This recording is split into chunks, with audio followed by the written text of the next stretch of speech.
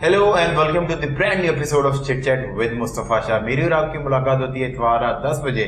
वादा वही कि गेस्ट ऐसे लेकर आऊंगा जो कुछ ना कुछ इंस्पिरेशन आपको घर बैठे जरूर दें, उसके साथ उनकी स्टोरी सुन के, उनकी बातें सुन के आपके अंदर भी जो है वो जो है चीज़ आपके अंदर भी पैदा हो कि if they can do it you can also do it. And everyone start from scratch. हर कोई जो है वो बड़ी हम्बल बिगिनिंग से स्टार्ट करता है, बट अगर आपका लक्ष्य बेहतर हो और आपका इरादा मजबूत हो तो ये आप अपनी सक्सेस तक पहुंच जाते हैं। और हम आपकी एंटरटेनमेंट का भी ख्याल रखेंगे। आज मेरे पास दो बहुत ही यंग बॉयज़ मैं कहूँ तो वो गलत नहीं होगा, they're too very young man, too very decent, और वो जो है मीडिया के अंदर काम करते हैं, पर उनका कोई ना कोई एक ऐसी स्टोरी है जिसको सुन के आपको इंस्पिरेशन ज़रूर मिलेगी। सबसे पहले हमारे पास जो है बिलाज मसूद मौजूद हैं। ये बिलोंग्स फ्रॉम बलोचिस्तान और इन्होंने स्टार्ट किया एक निजी चैनल के शो से, देन ही एंडेड अप उसी चैनल के साथ इन्होंने एक गेम शो किया और इनका फेम जो है वो इतना सर चढ़ के बोला कि आज स्पेशली जो है ये आपसे मिलने के लिए आए हुए हैं। इन्होंने सोशल मीडिया के ऊपर अपने जो साथ के कंटेस्टेंट से उनको रोस्टिंग करने के लिए इन्होंने यूट्यूब का सहारा लिया और आपने इनको इतना प्यार दिया कि फिर ये टिकटॉक पे, फेसबुक पे, इंस्टाग्राम पे हर जगह दिखना शुरू हो गए। और मैंने मज़ेदार चीज़ ये देखी है कि इनका कंटेंट जो है वो हर प्लेटफॉर्म के ऊपर डिफरेंट है।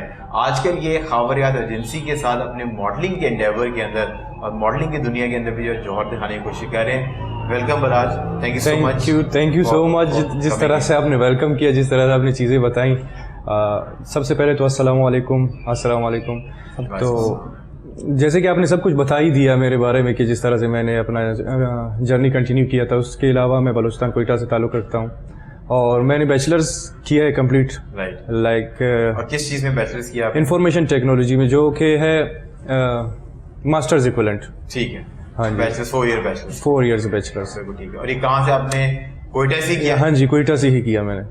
हम आपसे और इस बारे में जानने की कोशिश करेंगे। उनके साथ एक और गेस्ट मौजूद हैं, बहुत ही इंस्पिरेशनल है। आपको पता है कि मेरा फिटनेस के साथ जो प्यार है that is my first love. और मैं कोशिश करता रहता हूँ कि पढ़े लिखे लोगों को स्पॉट करके इस इंडस्ट्री से आपके पास लेकर आऊँ, आपसे मिलवाऊँ, ताकि आपको ये यकीन आए कि सप्लीमेंटेशन और ड्रग्स के बगैर भी जो है आप फिट दिख सकते हैं, आप यंग दिख सकते हैं और इंटरनली अच्छा फील करना कितना मौजूद है। उसके लिए आज हमारे साथ अलियान मौजूद है। अलियान फिट के नाम से इनका एक इंस्टाग्राम का पेज है जहाँ पर ये अपनी फ्लॉलेस बॉडी जो है ये फ्लॉन्ट करते रहते हैं। तो अगर आप इनके साथ कनेक्ट होना चाहते हैं तो वो इंस्टाग्राम एक मीडियम है जहाँ पर इनसे कनेक्ट हो पाते हैं। Aliyan, thank you so much for coming in.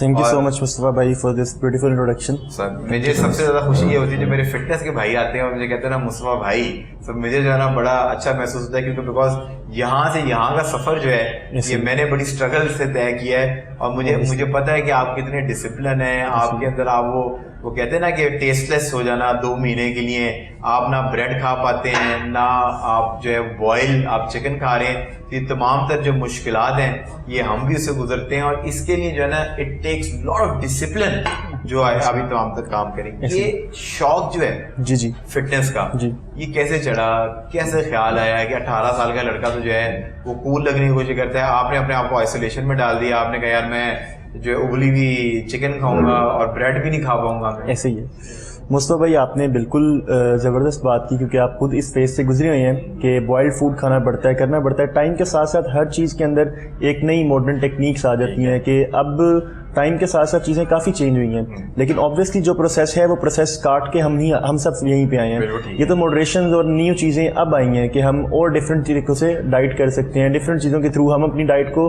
Carry on कर सकते हैं। लेकिन जैसे आपने वो वाली बात की कि कैसे ये जर्नी स्टार्ट की 18 साल की उम्र में अपने आप को आइसोलेशन में लेके जाना और अपनी सब ख्वाहिशात को, जैसे आजकल एक 18 साल 19 साल का लड़का उसकी ख्वाहिशात होती हैं कि हैंग आउट किया जाए और इस तरह की चीज़ें की जाएँ, या जैसे आपके सामने आजकल तो यूथ हमारा कितना ज़्यादा ड्रग्स और इस तरह की चीज़ों की तरफ और मामूली शौक जो थे वो ख़त्म हो चुके हैं। एक अनहेल्दी एक्टिविटीज़ की तरफ हमारी जो सारी क्या नाम है यूथ है वो जाती जा रही है। इस सब के अंदर ये अपने ही अंदर एक मोटिवेशनल स्टोरी है कि मैंने जिन लोगों को देख के बेसिकली ये बॉडी बिल्डिंग स्टार्ट की थी, मैंने आपसे जिक्र भी किया था कि मैं ताल्लुक़ रखता हूँ लाहौर के इलाके इलामा इकबाल टाउन से। वहाँ पर काफ़ी मिस्टर पाकिस्तान, वो माना जाता है कि वहाँ पे काफ़ी ज़्यादा बॉडी बिल्डर्स रहते हैं, वो गढ़ है इस तरह कहा जाता है उसको। मुझे ऐसा लगता था कि जो फिटनेस फिजिक्स होती हैं, ये वेन्स और ये एब्स और ये सारा कुछ, ये सिर्फ टीवी और इंटरनेट की हद तक है। मैं एक 16 साल का बच्चा था जब मैंने फर्स्ट टाइम पे एक लाइव बॉडी बिल्डर, हमारे यहाँ से मिस्टर पाकिस्तान हुए थे। मेरी किस्मत अच्छी थी कि मैं एक स्नूकर क्लब में स्नूकर खेलने जा रहा था, साथ ही जिम की एक विंडो थी। मैंने उस जिम में जैसे ही मेरी नज़र पड़ी तो मैंने देखा तो वो शर्ट उतार के पोजिंग कर रहे थे। तो मुझे उस दिन रियलाइजेशन हुई कि यार वाकई मतलब ये रियल लाइफ में भी ये फिजिक एग्जिस्ट करती हैं। तो उस दिन से आई मेड माई माइंड कि मैं भी एक दिन ऐसा ही बनूंगा और मैं भी ऐसा ही कुछ करूंगा। वहां से इस जर्नी का आगाज। पेरेंट्स की तरफ से यूजुअली होता है कि पेरेंट्स ही कहना चाहते हो भाई तुमने कसाई बनना है जी, इतनी बॉडी बना रहे हो, चाह क्या रहे हो। अब मतलब कि तुम गए थे जिम के हमारा बच्चा खाए पिएगा, माओ को तो बड़ी फिक्र हुई थी ना एकदम से कि बच्चा सब कुछ छोड़ दिया है, ना दूध पी रहा है ना फ्रूट्स खा रहा है। इवन कि एक टाइम तो ये भी आता है तो ग्लूकोजिन कंट्रोल करने के लिए आप जो है फ्रूट से भी दूरी कर लेते हैं। ऐसे ही है, ऐसे ही। वालदा ने, पेरेंट्स ने कहा कि भाई ये किस रास्ते को चले गए हो? यही मेरा बेसिकली मिशन है जब से मैं इस फील्ड में आया हूँ कि इस फील्ड के कुछ मिसकंसेप्शंस हैं जो लोग दूर बैठ के देखते हैं, लेकिन उसके अंदर जब आप घुसते हैं, जब आप देखते हैं तो वो मिसकंसेप्शंस जो हैं वो क्लियर होने चाहिए। ठीक है। ये कुछ मिसकंसेप्शंस हैं वालिदैन के कि अगर 17, 18 या टीन एज में एक लड़का एक्सरसाइज स्टार्ट कर रहा है तो वो वीकनेस में चला जाएगा, उसकी हाइट रुक जाएगी। जब हम मुस्तफा भाई आपको इस फील्ड से ताल्लुक़ रखते हैं, अगर तो हम सेंसिबली, मैं आपको जैसे आपको अक्सर मैंने जिक्र किया, टाइम टू टाइम चीज़ों में मॉडरेशन आती जाती है, ठीक है, वो जदीद होती जाती हैं। अगर तो कोई स्ट्रेचिंग से रिलेटेड वर्कआउट किया जाए जिसमें हम अपनी मसल्स को, अपनी मोबिलिटी को और बढ़ाएं, तो हाइट रुकेगी नहीं, हाइट और बढ़ती जाएगी। जैसा इनकी नजर पड़ी एक बॉडी बिल्डर पे और इनको बॉडी बिल्डिंग से या फिटनेस इंडस्ट्री से, अगर मैं राइट लफ्ज यूज करूं तो इनको प्यार हो गया। ये थॉट कि यार मैंने एक ऑर्डिनरी नहीं दिखना, कि मैं आम जिंदगी का हीरो बनना चाहता हूं, कि मैं आम वॉकिंग लोग हूं, मैं आम क्राउड के अंदर हूँ, so people will look up to me and say कि यार ये फिट है। आपको बलोचिस्तान के अंदर आपका ब्रॉटअप है टीवी इंडस्ट्री से या शोबिज से या परफॉर्मिंग आर्ट से, तो वैसे ही थोड़ा सा कंजर्वेटिव माहौल में तो इसको अच्छा नहीं समझा जाता। आप किस तरह टीवी शो के ऊपर आए, वो स्टोरी सुनाए अपनी। यार स्टोरी तो काफ़ी दिलचस्प है। मुझे बिल्कुल शौक नहीं था ना मॉडल बनने का, ना एक्टर बनने का, ना मैं ड्रामाज ना मूवीज़ देखता था, बिल्कुल देखता ही नहीं था। तो अक्सर लोग मुझे कहते थे यार आपकी हाइट अच्छी है, आपको मॉडल बनना चाहिए, आप दिखते अच्छे हो, आपको एक्टिंग करनी चाहिए। मैं कहता था यार क्या रखा हुआ है इस फील्ड में। ठीक है। तो उसके बाद ऐसे हुआ कुछ एक्सपोजर के लिए स्टूडेंट्स आते रहते थे बलूचिस्तान यूनिवर्सिटी, तो मैं वहाँ पे लीड कर रहा होता था यूओबियंस को। एक ग्रुप है हमारा जो बाहर के स्टूडेंट जितने भी आते हैं तो उनको लीड कर, एक सोसाइटी आपकी जिसको आप लीड कर रहे थे। तो मैं सोशल मीडिया पे बिल्कुल इन नहीं था, वो लोग आके मेरे साथ सेल्फीज लेते थे। ठीक है। तो मुझे बड़ा अच्छा लगने लगा कि भाई लोग सेल्फीज ले रहे हैं, अगर कभी स्टार बन जाऊंगा तो पता नहीं क्या क्या होगा। तो उसके बाद एक ऐड चल रहा था टीवी पे शो का, तो उसके बाद मैं गया, ऑडिशन दिया मैंने और सिलेक्ट हो गया शो में। ठीक है। और ये इट वाज बैक इन 2019 के लास्ट में दिसंबर। फिर जब फैमिली का आपके पूरे घर ने उसको देखा होगा, फैमिली, एक्सटेंडेड फैमिली, उनका क्या रिस्पॉन्स था? क्योंकि जिस शो में आप थे उसमें तो बहुत सी ऐसी चीजें होती हैं कि जो शायद आप आम जिंदगी से उसका कोई ताल्लुक नहीं होता, पर हर बंदा शो के अंदर एयर टाइम ज्यादा लेने के लिए, कैमरे में ज्यादा दिखने के लिए वो कंट्रोवर्सीज क्रिएट करता है। तो आपकी तो पर्सनैलिटी मुझे लगती है कि वेरी सॉर्टेड, क्योंकि स्पोर्ट्समैन जो है वो आम जिंदगी में लड़ाई नहीं करता, वो अपनी फील्ड के अंदर, अगर आप हैं तो अपने रेसलिंग मैट पे लड़ेंगे, आप हैं तो स्टेज पे लड़ेंगे। वो कहता है भाई लड़ना है ना तो मेरे से ऊपर आके स्टेज पे लड़ो। आम जिंदगी में वो तो बहुत काम हो जाता है, उसको कंट्रोल आ जाता है। तो आप उसके अंदर कैसे कोप अप कर रहे थे? तो ऐसे हुआ कि मेरी फैमिली ने देखी, मेरी फैमिली बहुत सपोर्टिव है। वो कहते हैं कि जिसका जो भी इंटरेस्ट है, मेरे भाई स्पोर्ट्स में होते हैं, दूसरे जो भी करना चाहते हैं तो बिल्कुल फ्री राइड। ठीक है। तो उन्होंने देखा कि भाई ये क्या कंट्रोवर्सीज हो रही हैं, किस तरह की बातें हो रही हैं, तुम कैसे सर्वाइव कर पाओगे। उन्हें पता था कि मैं इस नेचर का बंदा नहीं हूँ कि लड़ाई झगड़े करूँ और किसी के पीठ पीछे बातें करूँ। तो शो में आपको पता है कि मिर्च मसाला डालने के लिए आपको कुछ करना होता है। तो वो फुपियाँ सेलेक्ट करते हैं, अगर आप फुपी हैं तो गॉसिप कर सकते हैं, बुरी बातें कर सकते हैं ताकि वो उसको हाइप मिले। तो मुझे असल में मुझे ये लगा था कि रोडीज टाइप कुछ शो होगा या जो फिजिकल एक्टिविटी, जो पिछले इनके चल रहे थे उस तरह का कोई शो होगा, लेकिन अनफॉर्चुनेटली वैसा नहीं हुआ। तो मैंने बैकआउट कर लिया था उस शो से। किस स्टेज जाके बैक ऑफ किया था आपने? आई थिंक 3rd-4th एपिसोड में मैंने बैकआउट कर लिया था। तो आप चले गए, ऑडिशन हुआ आप चले गए, घर ने सपोर्ट किया और आपने ये देखा कि यार ये तो सही जगह में नहीं आ गया, ये तो कुछ गलत मामला है, आप बैक ऑफ हो गए। उसके बाद कुछ सेटबैक हुआ कि और यहाँ और मोटिवेटेड हो गए? उसके बाद मोटिवेट इस वजह से हुआ कि एक मेरा क्लिप था वो काफ़ी ज़्यादा वायरल हुआ था, लोगों ने एक ही एपिसोड से मुझे इतना पसंद किया कि ठीक है, तो मुझे मजबूर होना पड़ा इस फील्ड में आने के लिए। तो उसके बाद जितने भी कंटेस्टेंट थे वो उनके साथ मेरा कोई पर्सनल कोई इशू नहीं था। तो आपने रोस्टिंग उनकी दबा के की? हाँ जी, मैंने फिर उनकी रोस्टिंग की। हाँ। और वहाँ से जो है ना मेरे यूट्यूब का सिलसिला जारी हुआ। वहाँ पे काफ़ी व्यूज़ मेरे वीडियोज़ पे आने लगे और सब्सक्राइबर भी बहुत तेज़ी से बढ़ने लगे। और being the first YouTuber from Quetta Balochistan जिसके पास सिल्वर प्ले बटन भी आया, और in a very short period of time, I think 2 to 3 months में। जिंदगी में अभी जितनी आपने गुजारी है उसमें कभी एक ऐसा टाइम आया कि आपने कहा यार ये काम मेरे बस का नहीं है, कि मैं गलत जगह आ गया? क्योंकि आई एम श्योर आप तो रंग बिरंगे लोग, इतने रंग बिरंगे लोग हैं कि बंदा एक टाइम आता है कि यार ये मैं किधर आके बैठ गया हूँ। और आपको डीएम भी आते होंगे अजीब किस्म के, और तो वो कभी ऐसा होता है कि यार ये मैंने क्या काम छेड़ लिया है जिंदगी के अंदर? देखिए, जब आप कोई चीज़ करते हैं ना, एक लेवल ऐसा आता है कि बंदा बिल्कुल डिमोटिवेट हो जाता है कि भाई यार मैं क्या कर रहा हूँ। शायद उसे फ्यूचर नज़र नहीं आ रहा होता, लेकिन वो वही सीढ़ी होती है जहाँ से अगर वो एक और कदम चले तो शायद सक्सेस पे पहुँच जाए। तो ये चीज़ मेरे अबू ने बताई थी कि जहाँ पे तुम्हें ये लगे कि तुम कुछ भी नहीं कर पा रहे हो लाइफ में, तो एक और कदम चलो आगे, तो तुम्हें पता चलेगा कि सक्सेस क्या चीज़ होती है। तो इसीलिए मैं करता रहता हूँ। काफ़ी टाइम मैं डिमोटिवेट भी हो जाता हूँ, लेकिन फिर भी मैं करता हूँ। अच्छा, जिस तरह अभी एक बड़ी इंपॉर्टेंट बात की, हम ऑफ द कैमरा जब बात कर रहे थे, जिसने बलाज ने कहा कि एक टाइम आता है जब आप स्ट्रगल कर रहे होते हैं या आपकी ख्वाहिश होती है स्ट्रगल, तो आप मतलब लोग इसको थोड़ा सीरियसली ले लेते हैं ज़्यादा, पर स्ट्रगल से मुराद ये कि आप कोशिश कर रहे हैं किसी चीज़ के अंदर कि अगर ये हो जाए तो मेरी ज़िंदगी का पैशन से मैं लिविंग बना लूँ। और एक स्ट्रगल वो होती है जब आपके पास खाने पीने के लिए कुछ नहीं है और आपके पास, और आपको काम भी वही आता है, मतलब फॉर एग्जाम्पल आपको बॉडी बिल्डिंग ही आती है, आपको एक्सरसाइज ही आती है, आपका तो वो सिनेरियो तो नहीं है ना, बहुत सारे लोगों का ऐसा सिनेरियो नहीं है। पर कभी ऐसा हुआ कि जब आपका सिनेरियो वो नहीं होता और आपको कुछ और नहीं आता, फिर तो आप डीमोटिवेट नहीं होते, क्योंकि उसमें से आप अगर 2 रुपए भी कमा रहे हो, आपको 2 रुपए ही चाहिए जिंदगी गुजारने के। अब एक आपका सिनेरियो है कि जिसके अंदर ये आपने खुद से शौक किया, आपने भी अपनी मर्जी से शौक किया, अगर ये नहीं चलता तो आप अपने पेरेंट्स के साथ या कोई और करियर के अंदर जा सकते हैं, क्योंकि पेरेंट्स हैं वहां पर जो आपका घर चला रहे हैं। पर इसके अंदर वो होता है कि आप कभी कभी आपको लगता है 2-3 साल के अंदर आपको लगता है कि यार जिंदगी में कुछ हो तो रहा नहीं है, मैं कि आगे तो बढ़ ही नहीं रहा। वही है कि मैं पिक्चर लगाता हूँ सोशल मीडिया के ऊपर, या वही मेरे क्लाइंट्स हैं, वही मेरे दोस्त हैं, 500-600 वो लाइक कर देते हैं, इससे आगे कुछ नहीं हो रहा। सो कभी आपकी जिंदगी में भी देखिए फेज है जहाँ पर आपने कहा यार ये मैंने क्या अजाब पा लिया, ना मैं उबले अंडे खा रहा हूँ, बॉयल चिकन खा रहा हूँ, लोग हैं वो आप तस्वीरें देखते होंगे ना, कुछ बर्गर्स खा रहे हैं, वीकेंड्स पे जा रहे हैं, और जिस टाइम पे आपकी कंपटीशन या वो चीजें आती हैं तो वो तो बिल्कुल आप पानी पीना भी छोड़ देते हैं ना। 2-2 दिन आप क्यूब्स रख रहे हैं मुंह के अंदर और पानी चल रहा है, और गर्मी के अंदर आप लेटे टैनिंग कर रहे हैं, अजीब जुनून है ना ये, और पेन भी बर्दाश्त कर रहे होते हैं, पेन बर्दाश्त कर रहे हो। By the end of the day ऐसा तो कुछ नहीं है ना कि आपको कोई गाड़ी किसी ने गिफ्ट कर दी या आपको कोई मिलियन का चेक मिल गया कि चलो जी, आपको सपोर्ट भी आपने फाइनेंशियली भी अपने आप को खुद करना है। तो कभी ऐसा लगा कि यार ये मैं स्टक हो गया हूँ, ये काम मुझे छोड़ कुछ और कर लेना चाहिए?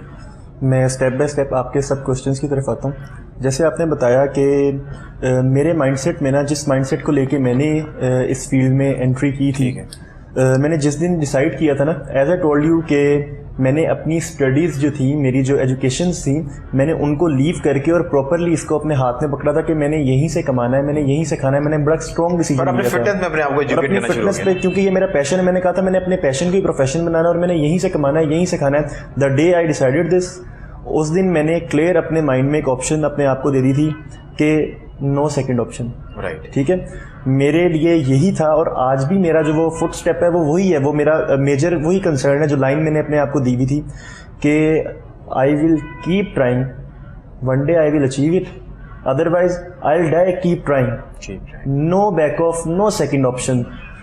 ऐसे फेजेस आती हैं कि जहाँ पे इंसान स्टक होता है, लेकिन मुझे लगता है कि वो फेज़ कुछ ना कुछ सिखाने के लिए आता है। मैंने अपनी लाइफ में एक चीज़ सीखी, अगर कोई फेज़ आता है, कोई हार्ड टाइम आता है, वो हमें कुछ ना कुछ सिखाने आता है। और अगर हम उस फेज़ को ज़ाया कर देते हैं कि हम डीमोटिवेट हो जाएं, मेरा नहीं ख्याल कि एक जो हमारा जिस हम क्या नाम है माशरे में ताल्लुक़ हम रखते हैं और हम सारे मुसलमान हैं यहाँ पे, एक मोमिन तो मायूस होता ही नहीं है। वो तो मेरा ख्याल अल्लाह की ज़ात पे, प्रिंसिपल अल्लाह की ज़ात पे जिसका तवक्कल है, जो मोमिन है, मोमिन तो मायूस ही नहीं होता। ये मायूसी तो हम लोगों ने ये सोशल मीडिया पे देख के ये सैड पोस्ट, सैड सॉन्ग्स अपने अंदर एक चीज बना ली है, क्या हो गया, क्या हाल है, थोड़ा डिप्रेस हूं यार, डाउनर में हूं। ये बिल्कुल भी नहीं होना चाहिए, ये बिल्कुल भी नहीं होना चाहिए। ये हार्ड टाइम्स तो हमें सिखाने आते हैं। और आपने एक और सवाल मेरे आगे रखा कि मेरे आसपास के मेरे बेसिकली यही एज ग्रुप होता है, आप भी इस एज से निकले हैं, 19, 20, 21 साल की उम्र, ये वो एज होती है कि जिसमें आप घर से बाहर निकलना शुरू करते हैं, एक्सप्लोर करना शुरू करते हैं, दोस्त बनाते हैं, डिफरेंट रेस्टोरेंट्स, कैफेज आप एक्सप्लोर कर रहे होते हैं हर रोज, यार नेक्स्ट वीकेंड यहाँ, नेक्स्ट वीकेंड यहाँ। और इस एज में आप अपने पैशन को लेके और आप आइसोलेट हो जाओ एक सर्कल के अंदर। मैं बहुत हैप्पी रहता हूँ। क्यों?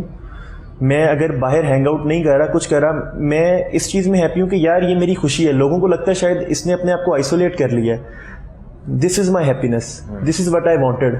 मैं अपनी ड्रीम लाइफ लिव कर रहा हूँ। मैं चाहता हूँ कि मैं फिट रहूँ, मैं एक्सरसाइज करूँ, मैं जो चाहता हूँ मैं ट्रेनिंग करवाऊँ, मैं अपने पैशन को, लोग काम पे जाते होंगे ना, वो काम पे जाते होंगे, यार मैं काम पे जा रहा हूँ, क्या मोटिवेटेड है। मैं अपना जिम का बैग पहनता हूँ ना, मुझे आज तक नहीं लगा यार मैं काम में ट्रेनिंग करवाने जा रहा हूँ, मैं काम पे जा रहा हूँ, मैं शौक से जाता हूँ। This is my enjoyment, this is blessing. अगर आपको ये फीलिंग आ रही है, बहुत कम लोग हैं कि 100 में से कोई 1-2 लोग होंगे कि जिनको ये फीलिंग आती है और जो जिस चीज़ के बारे में पैशनेट होते हैं वहाँ से लिविंग बना लें। और प्रॉब्लम है इसके, और स्पेशली हमारे माशरे में मसला ये है कि जो चीज़ हमें खुशी देती है वो हम सिर्फ हॉबी के तौर पे करते हैं। मतलब कि बहुत सारे ऐसे सिंगर्स हैं, बेहतरीन गाना गाते हैं, रात को आप उनके साथ बैठे महफिलों के अंदर, पर वो अपनी खुशी की नहीं गा रहे हैं। वो कहते हैं नहीं यार है कीड़े काम में गा, प्रोफेशन बनाते ही नहीं है, स्ट्रगल नहीं की उसके अंदर। So this is a good thing कि आपको जो चीज़ खुशी देती है आप वो कर रहे हैं।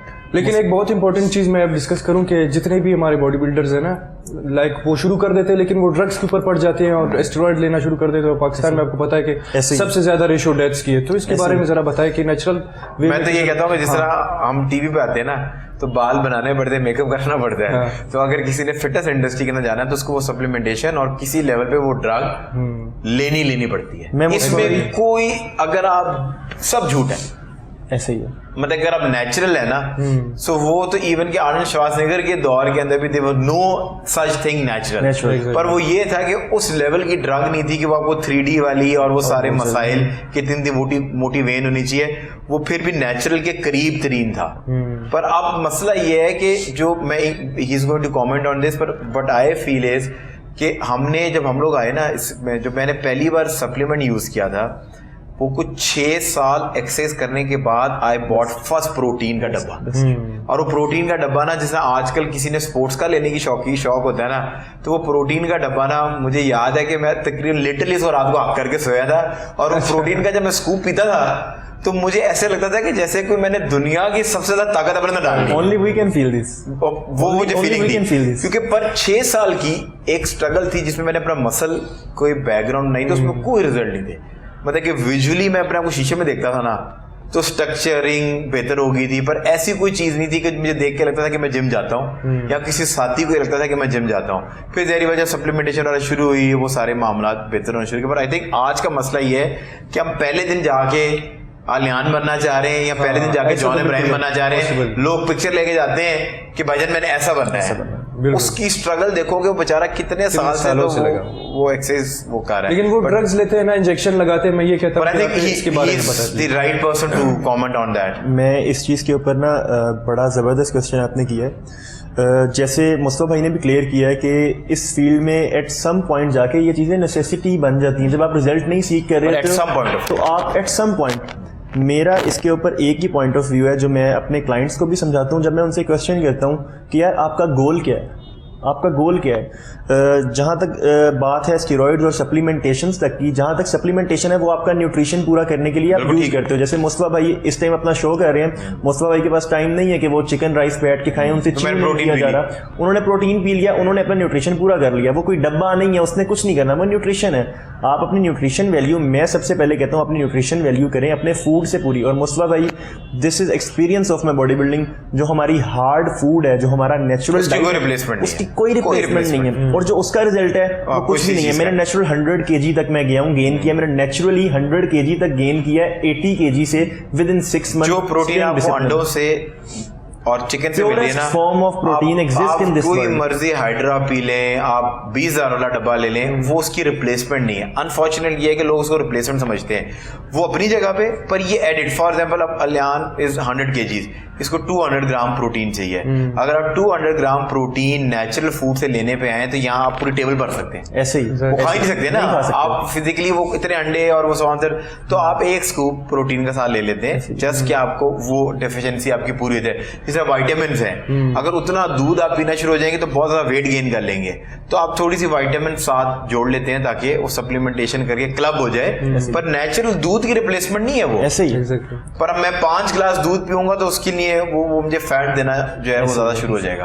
प्लस क्योंकि आप तो कोयटा में रह रहे हैं, कोयटा इज लाइक जिस तरह हम कराची, इस्लामाबाद, लाहौर की बात करें, सो वो एक कैपिटल है। सो कभी आप, क्योंकि आप माशाल्लाह फेमस हो गए हैं और आपको अल्लाह ताला ने वो फेम दी थी, कभी आपने उन इलाकों में विजिट किया और कोशिश की है मीडिया के थ्रू आप गवर्नमेंट से कुछ सपोर्ट लेकर आए, कोई एनजीओ से सपोर्ट लें और उस इलाके के अंदर कोई काम हो सके? मैंने सोचा है करना ये है कि जितने भी हमारे इलाके हैं काफ़ी ज़्यादा पसमानदा है, वहाँ पे पीने के लिए पानी नहीं है, ना स्कूल्स है ना कॉलेजेस है, तो मैं इंशाल्लाह ये करूँगा, मेरे माइंड में है ये चीज़। इसके अलावा मैं गया हूँ, विजिट किया मैंने काफ़ी जगहों पे, मैं विजिट कर चुका हूँ और वहाँ के लोगों को जितना पॉसिबल हो सका है मैंने, लेकिन उस वक्त मैं मीडिया यूज़ नहीं करता था। ठीक है, पर्सनली वो मैं जाके वो किया, वो तो आप अपनी जोरे बाजू के ऊपर उनकी हेल्प करके है ना।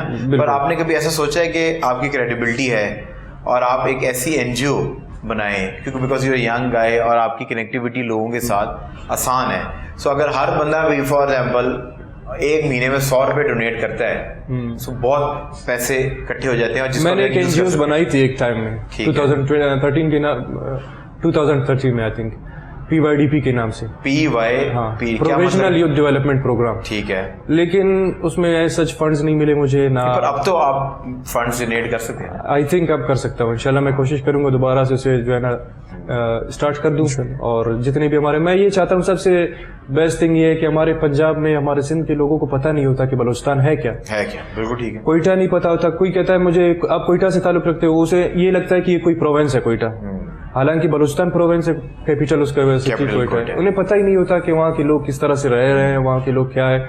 यहाँ पे सबसे ज्यादा जो मुझसे क्वेश्चन पूछा जाता है, यार आप पंजाबीज को मारते हो। मैंने कहा यार ऐसा तो कोई सी नहीं है, मैंने तो नहीं देखा। एक एट्रेड क्रिएट किया गया है बीच में कि भाई यहाँ के लोग एजुकेटेड है, इनको ज्यादा नॉलेज होती है चीजों की, क्योंकि वहाँ पे आपको पता है कि लिटरेसी रेट बिल्कुल बिलो द बेल्ट।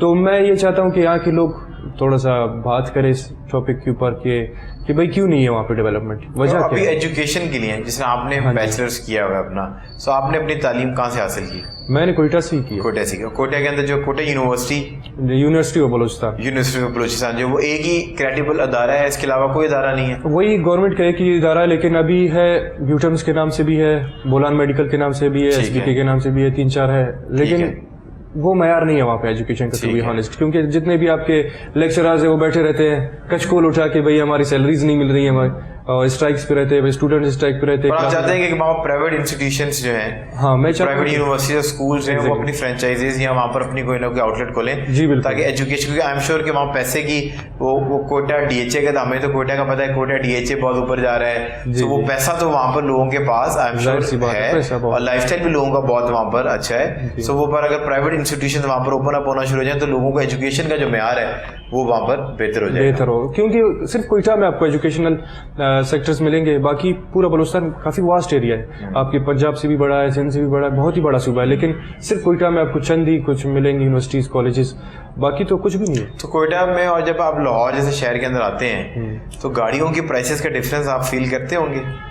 यार सच तो वहाँ तो आपको गाड़ी की कोई कीमत का कोई मसला ही नहीं है ना, वहाँ तो पता है आप गाड़ी नॉन कस्टम भी, आप गाड़ी नॉन कस्टम अभी नहीं चलते, बिल्कुल भी नहीं चलते। अब नहीं चलते बिल्कुल? नहीं, साइड इलाकों में चलते हैं, लेकिन कोयटा में नहीं। हमने तो सुना है कि वहाँ पर आपको कोई नहीं, गाँव साइड अगर जाएंगे वहाँ पे लोग चलाते हैं, अच्छी गाड़ियाँ चलाते हैं कम प्राइसेस में, लेकिन कोयटा में पॉसिबल। कोयटा तो अभी भी हब है उन सारी चीज़ों के लिए, और गाड़ियाँ इवन के जो बड़े शहरों के अंदर आती हैं तो वो इलेक्ट्रॉनिक्स हैं जो स्मगल इलेक्ट्रॉनिक्स आते हैं चमन से आती है। चमन से, हाँ जी। चमन बॉर्डर से आते हैं। बॉर्डर अभी से। उधर के क्या हालात हैं?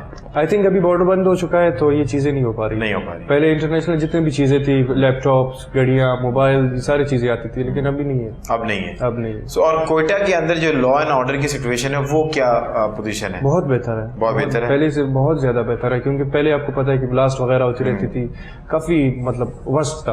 अब तो माशाल्लाह से ट्रैवलिंग भी स्टार्ट हो चुका है, लोग आते हैं, विजिट करते हैं, सेफ है। और जिस तरह लॉ एंड ऑर्डर से मेरी एक और मुराद है कि जिस तरह मोबाइल स्नैचिंग या ये जो तमाम तर चीज़ें हैं, या कबीलों की कोई लड़ाई है या कोई ओपन फायरिंग है, उस हवाले से कितना ही गवर्नमेंट जो है, लोकल गवर्नमेंट ने मजबूती कर ली है? बहुत ज़्यादा मजबूती कर ली, क्योंकि अभी जितने भी आपके ट्राइबल वो फाइट वार्स होते रहती थी वो भी काफ़ी हद तक कम हो चुकी ठीक हैं, और जितने भी चोरी चकारियाँ डकैतियाँ होती थी वो भी बहुत हद तक कम हो चुकी है। ठीक है। सो आप ये कह रहे हैं कि लॉ एंड ऑर्डर सिचुएशन जो है वो in control and people can go out और Exactly. कोयटा को जो है वो विजिट कर सकते Visit हैं कर और सकते अच्छे हैं, तरीके से जो है वो घूम फिर सकते हैं। तो कोयटा अगर कोई जा रहा है तो कौन सी ऐसा वो खाना है जो मिस नहीं करना चाहिए दुम्बे के अलावा? हाँ जी, वहाँ पे तो सबसे ज़्यादा जो मशहूर है कड्डी कबाब और रोश। क्या चीज़? रोस्ट तो मटन। रोस्ट तो मुझे पता है, वो आपके रोश यहाँ पर लाहौर में जो है वो हर बंदा दूसरा बंदा रोश बना रहा है। सो वो रोश के तो आइडिया के दूसरी क्या चीज़ आपने? कड्डी कबाब। कड्डी। अच्छा, कड्डी कबाब। कड्डी कबाब है और सज्जी।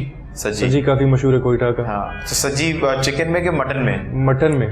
मटन में। और वो वहाँ पे खट्टा- लोग मटन पसंद करते हैं। अब जो खट्टा गोश्त है वो भी तो आप लोगों का बड़ा मशहूर है, जो खट्टा जमीन के अंदर खट्टा। वही कड्डी कबाब कह रहा हूँ मैं। अच्छा, उसको आप खट्टी कबाब कह रहे हैं, उसको हम खट्टा गोश्त कहते हैं। तो जो जमीन के अंदर खट्टा खोद के और पूरा बकरा आपने डाल बकरा दिया। उसी के अंदर डाल देते, उसके अंदर चावल भी डाल देते हैं। तो आप दोनों बहुत इंस्पिरेशनल हैं। मुझे पीछे से इशारा हो रहा है, this is the time we are going on short commercial break. Break से जब वापस आएंगे तो इन इंस्पिरेशनल गेस्ट के साथ सेगमेंट खेलेंगे कड़वे घूट का। वो कौन सा ऐसा ड्राइवर है जो ड्राइव नहीं करता बट येट कॉल्ड ड्राइवर? कुकड़ू कुकड़ू कू बलोचिस्तान से बत्ती जल गई और मेरे भाई अंडों से बाहर नहीं निकल पा रहे। Yes, what do you think? In driver. In driver जो ऐप है, what do you think, is he right? मुबारक को आप दोनों का जवाब गलत है, और अब आप दोनों ने ऑन काउंट ऑफ 3, 2, 1 छोटा सिप करना है एस्प्रेसो शॉट को।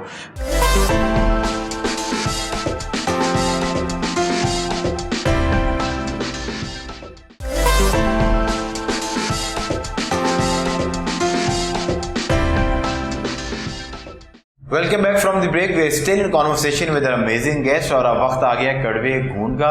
इस सेगमेंट के अंदर आपके पास एस्प्रेसो शॉट्स आपके साथ प्लेस कर दी गई हैं। I am going to ask you a question. अगर आपको सवाल का जवाब आता है, आपने बजर को हिट करना है, और आपको पता है आपका बजर क्या है? कुकड़ू कू इज योर बजर। जो सबसे पहले कुकड़ू कू कह देगा वो right to give answer first reserve कर लेगा। गलत सवाल पे कोई नेगेटिव मार्किंग नहीं है। सो आपने खुल के तुक्के लगाने हैं, और जिस तरह वो मरूम आमिर भाई कहते थे ना कि पाकिस्तानियों तुक्के लगाओ, तो मेरे दोनों भाइयों आपने लगाने हैं तुक्के लगाने। क्योंकि ये जो वरना जो है ना आप बड़े बुरे लगेंगे, और आप इंस्पिरेशनल ट्रेनर और फिटनेस के गुरु, और आप सोशल मीडिया सेंसेशन। सो ये एक मसला होगा कि फिर अब पता चलेगा कि कौन कितनी बड़ी सेंसेशन वैसे है। ये है क्या? ये एस्प्रेसो शॉट है, कॉफी है। So my first question is, वो कौन सा ऐसा ड्राइवर है जो ड्राइव नहीं करता बट येट कॉल्ड ड्राइवर? कुकड़ू कुकड़ू कू बलोचिस्तान से बत्ती जल गई और मेरे भाई अंडों से बाहर नहीं निकल पा रहे। Yes, what do you think? In driver. In driver जो ऐप है। What do you think, is he right? I don't think so. You don't think so? Because in a way in driver app आपको drive तो कर रही है ना, drive तो कर रही है। वो आपको ड्राइव तो फिजिकली ड्राइव करती है। What do you think? In driver app एक पॉसिबल आंसर है, हमने यहाँ पे हम जो डिस्कशन कर रहे हैं ड्राइवर, यहाँ पे मुझे ये ड्राइवर एक फिजिकल चीज के बारे में डिस्कशन लग रही है, और इन ड्राइवर हम एक इलेक्ट्रॉनिक एप्लीकेशन के अंदर चले गए हैं। और मतलब कि एक ऐसी चीज है जो ड्राइवर यूजुअली आप किसको कहते हैं, जो गाड़ी की ड्राइविंग सीट पे बैठा होता है। मतलब ये तो बड़ी गलत इंस्पिरेशन है। लोग अक्सर समझते हैं कि ड्राइवर बेचारा, वो ड्राइवर किसी को अगर आपने दोस्तों कहते हो ड्राइवर यार इधर मुड़ रहा है, but driver somebody who sitting on an. जिस साइड से आप बात करें फिर उस पॉइंट से फिर इनका आंसर है। लॉजिक बनता है भाई, लॉजिक वो स्टीयरिंग पे नहीं बैठता, बट वो मतलब फिजिकली एक तरह का आपको ड्राइव नहीं कर रहा, बट येट कॉल्ड ड्राइवर। आप दोनों ने ये ऐसे ही होता है कि इस सेगमेंट का खास बात बताऊं क्या है कि जो दोनों गेस्ट होते हैं ना वो पहले एक दूसरे को नहीं जानते होते, मतलब मिले हुए नहीं होते, बट इस सेगमेंट में वो बेस्ट फ्रेंड बन जाते हैं। और जो आप माशाल्लाह दोनों बनने लगे कि आप दोनों, हाँ उसका आंसर ठीक है, तो आप दोनों को लगता है कि in driver app is the right answer. मुबारक हो, आप दोनों का जवाब गलत है। और अब आप दोनों ने ऑन काउंट ऑफ 3, 2, 1 छोटा सिप करना है एस्प्रेसो शॉट को। ब्रांडिंग मत छुपाइएगा क्योंकि आपको ये जूम करने लगे। So the right answer is screw driver. Yes, ये अब आपको हमने जगाना है, छोटे छोटे सिप लेने आपने। वो कौन है, अब आप जाग रहे हैं, पहली है ये, इसको आपने बुझाना है। वो कौन है कि जो फकीर नहीं है बट पैसे मांगता है, औरत नहीं है बट बस्ता लटकाता है, पुजारी नहीं है बट घंटी बजाता है। रिपीट करेंगे? फकीर नहीं है बट पैसे मांगता है, पुजारी नहीं है बट घंटी बजाता है, औरत नहीं है बट बस्ता लटकाता है। ओए होए, इतने मुस्तफा भाई इतने बताइए जाए। मैं टुकड़ों को यस, जो क्या नाम है, न्यूज़पेपर वगैरह देने आता है या बिल देने आता है, कुछ इस तरह का, कुछ पोस्टमैन भी हम कह सकते हैं, या पोस्टमैन के फकीर नहीं है लेकिन पैसे मांग रहा है, पैसे मांगता है, बस्ता क्या नाम लटका है, हम उसको पे करके अपना पार्सल रिसीव करेंगे ना। हमें जरूरत नहीं है वो पेड पार्सल हो। अच्छा, हाँ, बिल वाला भी हम कह सकते हैं। मतलब कि आप क्लोज है, बिल वाला भी हम कह सकते हैं। और सोचें, अच्छा थोड़ा सा और सोचें, आपके दिमाग में जो भी आ रहा है बोली जाए, वो कौन सा कोई। मैं भी वही सोच रहा हूँ, क्या बोलूं? उससे कड़वे घूम के पीएचडी की हुई है।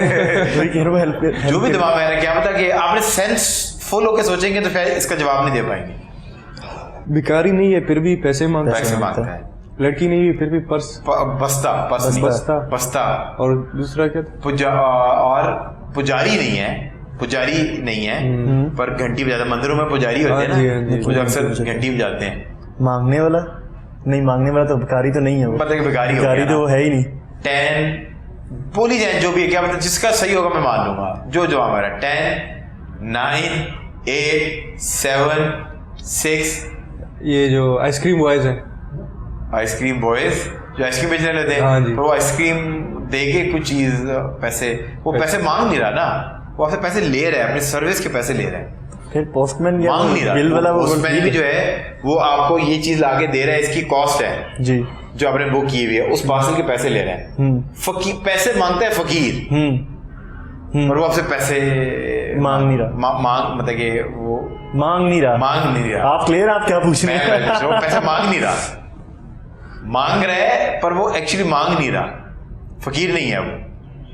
5, 4, 3, 2, 1। Now you know what to do. On count of 3, 2, 1 sip it.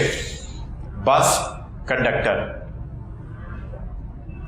अब घंटी को भी जाता है पर पुजारी नहीं है, बस कंडक्टर, और वो पैसे मांग रहा है पर फकीर नहीं है। Moving on. वो कौन सी ऐसी जगह है, वो कौन सी ऐसी जगह है जहां पर रोड है बट गाड़ी नहीं है, शहर है, दरख्त है, जंगल है पर दरख्त नहीं है, शहर है पर घर नहीं है। यार मुस्तफा भाई, इतने तुमने बादाम खाए हैं, उन बादामों का इस्तेमाल करो। मुस्तफा भाई, ये कोई सवाल है हमारे बादामों से रिलेटेड? बादामों से रिलेटेड कॉपी, पेंटिंग्स करीब है आप, you very close, you on the right line. चलिए हिंट दे दी मैंने आपको। राइट नहीं हूँ, लेकिन ये राइट नहीं है पर आप बिल्कुल राइट डायरेक्शन में है। आगे चले, पेंटिंग से आगे। इमेजिनरी वर्ल्ड, ठीक है। इमेजिनरी वर्ल्ड को थोड़ा सा लेकर आए जिस तरफ मैं आपको लेके जा रहा हूँ। स्कल्पचर्स? नहीं, वो तो पता है कि मैं आपको, जिस तरह आपने कहा पेंटिंग और इमेजिनरी वर्ल्ड को मिक्सअप करे एक चीज बनती है। ड्रीम? नहीं, पेंटिंग फिजिकल है, पेंटिंग इज देयर, और आपने रिपीट कीजिएगा एक बार। हाँ, आपने जो ये है, इसको आप रिपीट करें। जंगल है, ठीक है, बट दरख्त नहीं है, ठीक है। शहर है पर घर नहीं है, रोड है पर एक्चुअल गाड़ी नहीं है। अब आप कह रहे हैं पेंटिंग, मैं कह रहा हूँ ठीक है, बिल्कुल ठीक समझ रहे हैं। Hills, mountains. और नहीं, वापस आओ। पेंटिंग और आपने कहा इमेजिनेशन। पेंटिंग और इमेजिनेशन मिला के क्या चीज बनती है? अभी सोच ले भाई। और पेंटिंग और इमेजिनेशन ये दोनों का मजमुआ ही है वो चीज। ओके। पेंटिंग और इमेजिनेशन, आपने किसी को जब इमेजिन कराना तो आप क्या करते हैं? पेंट करते हैं। अगर आपने किसी को शहर दिखाना है, मूवी तो किस में दिखाएंगे आप? पेंटिंग से करीब आओ ना, पेंटिंग से पेपर आ गए। पेपर से अगर आपने कभी किसी सोसाइटी के ऑफिस गए हो, ओके, वो क्या दिखाते हैं? Map is the right answer. Painting वाली स्किल और इमेजिनेशन करके आपको इमेजिन करते हैं भाईजान यहाँ पर आपका घर होगा, ऐसा आपका घर होगा, पर वो रोड होती है पर उस पर एक्चुअल गाड़ी नहीं होती, जंगल, वो आपको इमेजिन करा देते हैं। अब हमने गैस के बाद पियेंगे। मेरा ख्याल है कि अगर आप इसको मानते हैं कि इन्होंने गैस किया तो प्लीज कमेंट सेक्शन में जाके बताएं। मेरा ख्याल है कि हाथ पकड़ के गैस करवाएं ताकि ये एक तो सवाल मेरे बॉयज का ठीक हो जाए। मूविंग ऑन, फ्रेग्रेंस है बट फूल नहीं है। ओके। बलाज जेलसी है पर जलती नहीं है। फ्रेग्रेंस है but it's not a flower. हमारी इंडस्ट्री में तो ऐसा होता ही नहीं ना कि जले ना, पर जलती है पर जेलसी नहीं है। जलती है पर जेलसी नहीं। कुकड़ू। ऊद ऑयल से करीब हो, आगे आओ। ऊद ऑयल से थोड़ा वापस आओ, मिडिल क्लास मेंटालिटी में आओ। ऊद ऑयल नहीं। ओके, सब जलाते हैं अपने घरों। ओके, वो अगरबत्ती तो नहीं? अगरबत्ती इज द राइट आंसर। बादाम काम आगे। मेरा ख्याल है बॉय के लिए जरा चाले जैसे Bilal, now you know what to do. On count of 2, 3, 1 sip it. अगर आप गाड़ी चला रहे हैं 80 किलोमीटर पर आवर की स्पीड पे और आपने 80 किलोमीटर सफर तय करना है, कितनी देर में आप सफर तय करेंगे? बलाज बता सकता है इसका। नहीं, आप सोच नहीं रहे, इस सवाल में जवाब। अच्छा, you're driving a car on a speed of 80 kilometer per mile. You have to travel 80 kilometers. कितनी देर में 80 kilometre? 1 hour. 1 hour. 1 hour is the right answer. मैं दोनों को ठीक मान लेता हूँ। घर में बैठे हुए जितने लोग हैं इनके लिए तालीम जो है वो जरूर बजाएं। मैंने आपको कहा था never give up in your life. आपने कहा भाईजान ये तो डब्बलों से ऊपर की बात है कि मुझे नहीं आई, बट मेरा ख्याल है कि आप बॉडी बिल्डिंग जो है वो पूरी एक साइंस है, एक डॉक्टरी है, ये आप वही कर सकते हैं जिसको समझो। Name the shape which has 5 sides. बच्चों वाला सवाल। गिलानी साहब आए थे, आज बात पे कहते बच्चों वाला सवाल अली भाई, पर आप यकीन करें शो देखे आप एक बच्चों वाला सवाल का जवाब नहीं दे पाए थे। Name the ship which has 5 sides. Yes, कुकड़ू। Pentagon is the right answer. ब्लाज बॉय जो है ना वो बस्ट कर रहे हैं कि मसल वालों को अकल नहीं होती। मेरा ख्याल है अकल वालों के पास ही मसल होते हैं। प्रूव कर दिया। Now you know what to do. On count of 3, 2, 1 sip it. ये अच्छा नहीं कर रहा। चले एक आसान सा सवाल कर देता हूँ।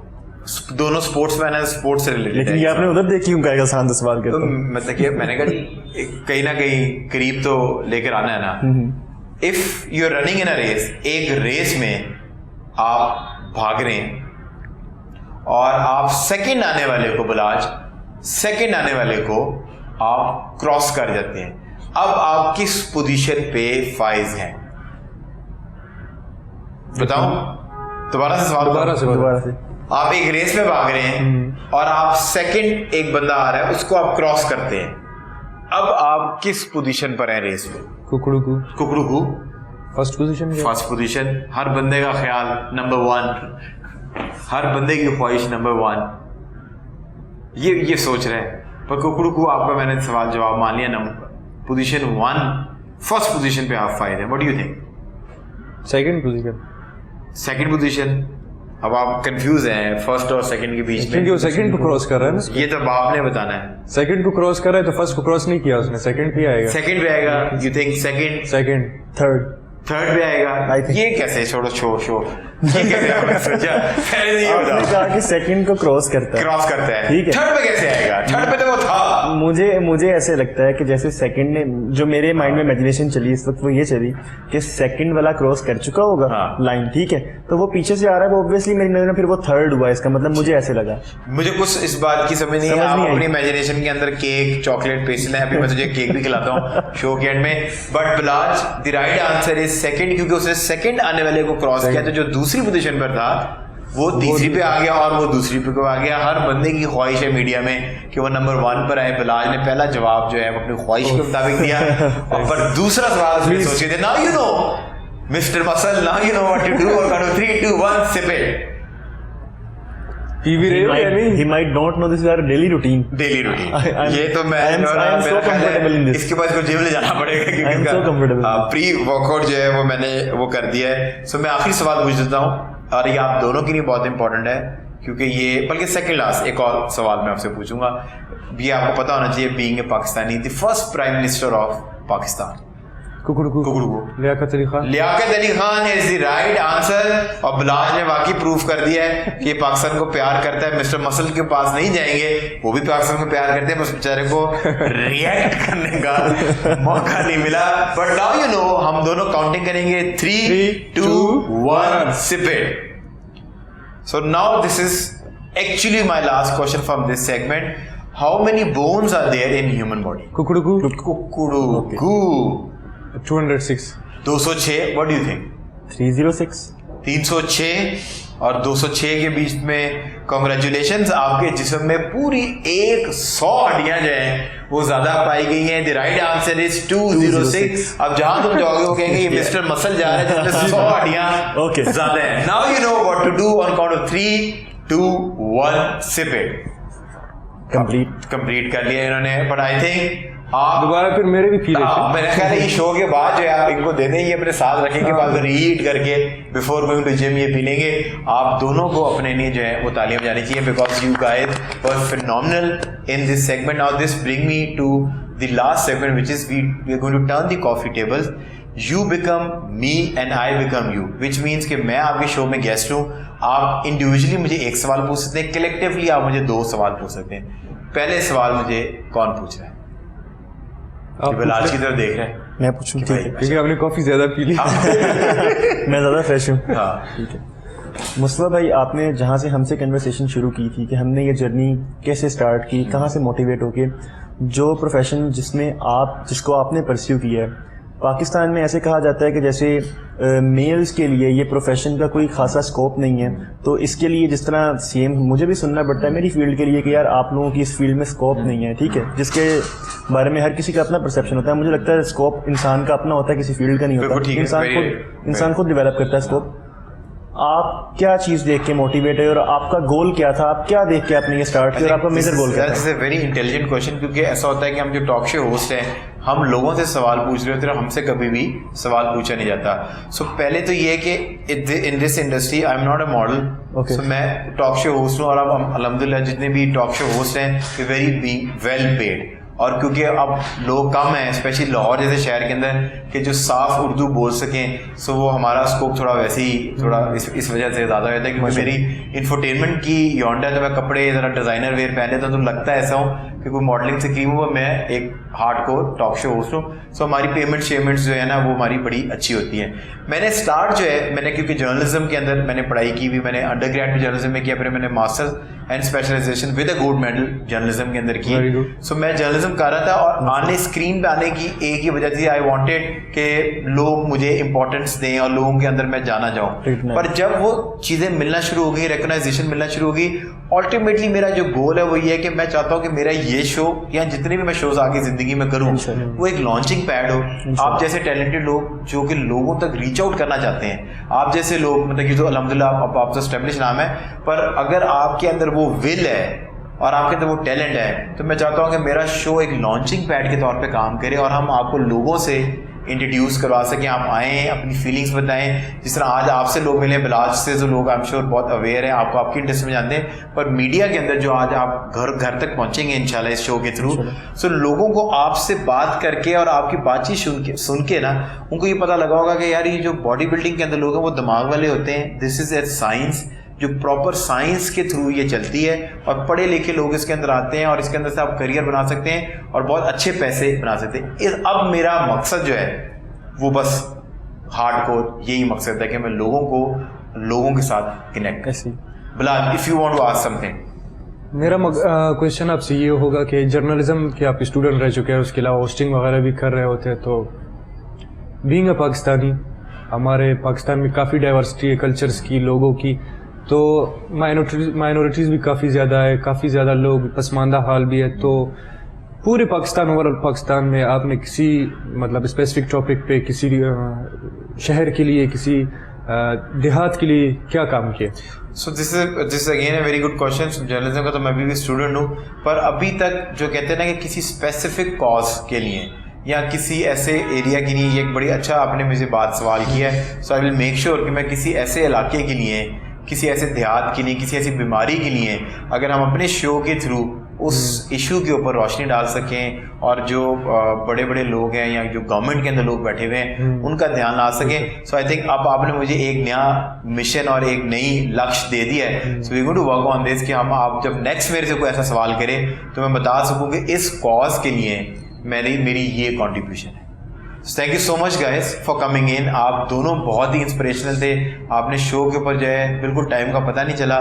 बिलाज, एक लास्ट मैसेज बलूचिस्तान के हवाले से, जितने भी लोग आपको देख रहे हैं, क्योंकि आपने मुझे अभी पसमानदा हवाले से, एक इलाके के हवाले से बात की है, बट कोयटा स्पेसिफिक नॉट, अब वो पसमानदा तो नहीं है, बट बलूचिस्तान के कुछ ऐसे इलाके जो पसमानदा हैं। सो एक लास्ट मैसेज आप अपने देखने वालों को बलूचिस्तान के हवाले से देना चाहिए। मेरा एक सिंपल ही एक मैसेज होगा पूरे हमारे पाकिस्तान के लिए, क्योंकि मैं पसंद करता हूँ भाईचारा, प्यार, मोहब्बत। मैं चाहता हूँ जहाँ भी जाऊँ तो मुझे प्यार मिले, मोहब्बत मिले, क्योंकि मुझे मिला भी है बहुत ज़्यादा पंजाब से। जहाँ भी जाता हूँ अल्हम्दुलिल्लाह लोग प्यार देते हैं, रिस्पेक्ट देते हैं। जहाँ जाता हूँ गिफ्ट्स आते हैं। तो मैं चाहता हूँ कि जिस तरह से हमारे बलूचिस्तान के हालात है, जितने भी आप लोग ये यहाँ पे मुझे ये मेरा मैसेज देख रहे हैं, तो आप लोगों से सिर्फ एक ही गुजारिश है कि उनको भी याद करें, उनके लिए भी बात करें, उनके लिए भी स्टैंड लें यार, क्योंकि वो हमारा एक ऐसा सूबा है जिसमें रिसोर्सेज की बिल्कुल कमी नहीं है। हर चीज़ वहाँ पाई जाती है, सोना, तांबा, चांदी, पेट्रोल, गैस, सब कुछ है, लेकिन वहाँ पे पसमानदगी बहुत ज़्यादा। क्यों?